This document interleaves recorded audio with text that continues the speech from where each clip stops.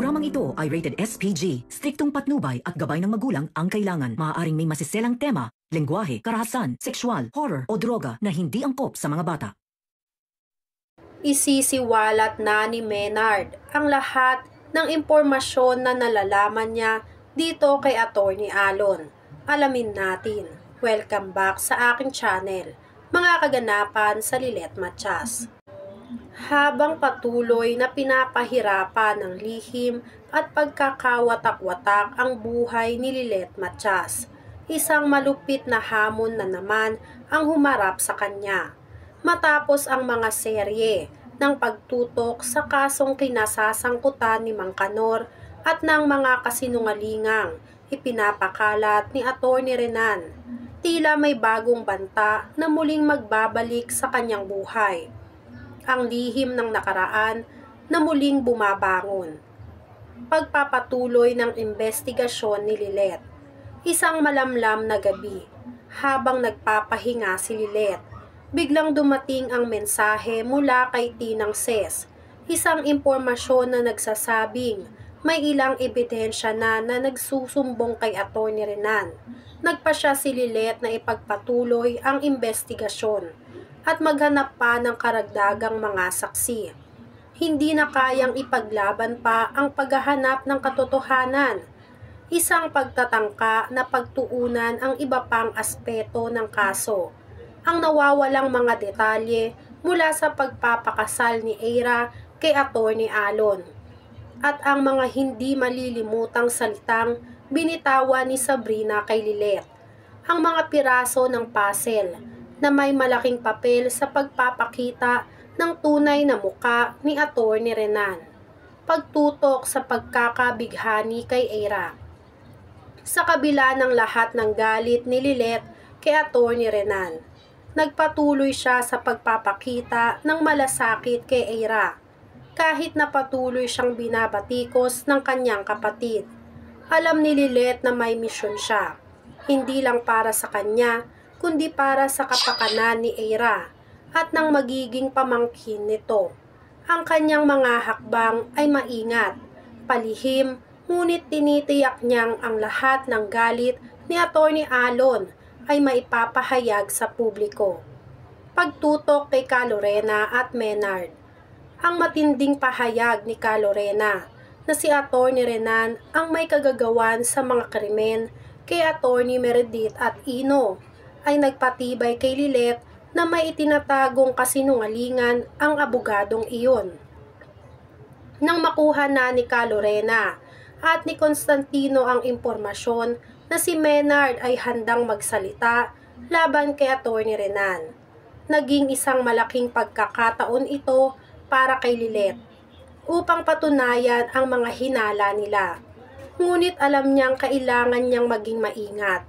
Kung mali ang kanilang hakbang, maaari silang maligpit na magdusa tulad ni Mang Kanor. Saksi na si Maynard, magiging buhay pa ba siya? Ang malaking tanong na ngayon ay kung magiging matagumpay ba sila sa pagkuha ng testimonya ni Maynard laban kay Atty. Renan. Sa mga mata ni Lilet, may malaking banta kay Maynard. Ang parehong banta na bumangon kay Mang Kanor. Puno ng takot si Maynard.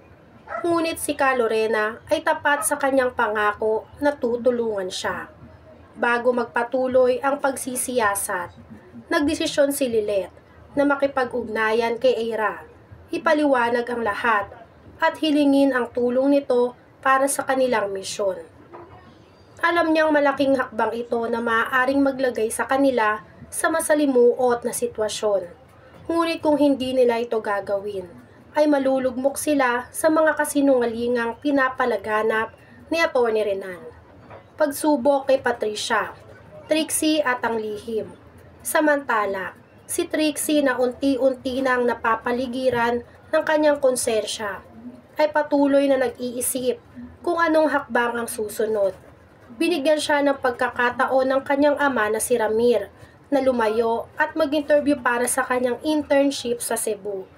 Ngunit ito'y may mga kasamang sakripisyo.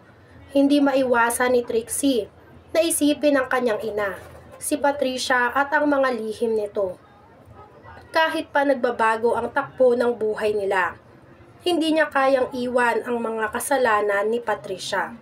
Hindi naman alam ni Ramir na patuloy palang umuukit ng kasalanan si Patricia. Dahil dito, ang mga desisyon ni Trixie ay nagiging masalimuot. Huwag ilabas ang mga sikreto ng kanyang ina o ipagtanggol ang kanyang pamilya laban sa mga pagnanasa ni Patricia. Pinili ni Trixie ang magtago at sumunod na lang sa kanyang ina, ngunit ang bigat ng pakiramdam ay hindi maitatago. Tuloy ang paglalantad ni Lilet laban kay Atty. Renan. Habang nag-aalala si Lilet sa mga susunod na mangyayari, nagpatuloy siya sa paghahanap ng mga piraso ng katotohanan. Sinimulan niyang tuklasin ang mga galak at mga sakit na dulot ng pagtatagong lihim. Isa lamang ang naging sigurado si Lilet. Hindi siya titigil hanggat hindi niya naipapakita ang tunay na mukha ni Atty. Renan. Kung ibig sabihin nito ay pagkawasak ng kanilang pamilya, hindi na ito magiging sagabal.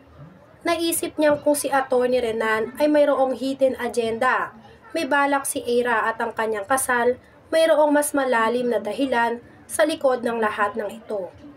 Habang patuloy ang mga pagsubok, magpapatuloy na si Lilet sa kanyang laban. Ngunit hindi niya alam na may sorpresa pa ring naghihintay sa kanya, pati na kay Lorena, na maaaring may mas malalim pang misyon kesa sa pagpapakita ng katotohanan laban kay Atty. Renan. Ang huling pagdapo ng karma. Habang ang lahat ay natutok sa investigasyon, isang pangyayari ang maghahatid ng pasabog sa mga nakatagong lihim ni Atty. Renan. At sa wakas, maghahayag ng katotohanan sa mga nakatagong plano ni Atty. Alon. Makikita na ba ni Lilet ang buong detalye ng isang masalimuot o magpapatuloy ang pagpapalat kayo ni Atty. Renan? Habang nilalabanan siya ng mga abogado at ng pamilya Matias, isang bagong laban ang magsisimula at hindi pa alam ni Lilet kung saan magtatapos ang lahat dahil simula pa lang ng laban ngayon. Ngayong umarap na nga si Maynard kay Lilet ay maaari na nilang isiwalat lahat ng katotohanan tungkol sa tinatago nitong si Atty. Alon. Dahil handa na nga si Maynard na sabihin ang lahat ng nalalaman niya tungkol kay Atty. Alon dahil sa hindi nga sila binayaran ng tama ni Alon. Handa na nga siyang sabihin sa mga pulis ang lahat ng nalalaman niya. Matuloy kaya ang pagsiwalat nitong si Maynard sa mga sikreto nitong si Atty. Alon o gagawa ng paraan si Patricia o si Alon na patahimiki ng tuluyan itong si Maynard? Yan nga ang mga kaganapan at mga dapat nating abangan dito sa Lilet Matias. Kung gusto nyo pa ng mga ganitong klaseng video ay mag-subscribe at i-like itong video na to. Maraming salamat po.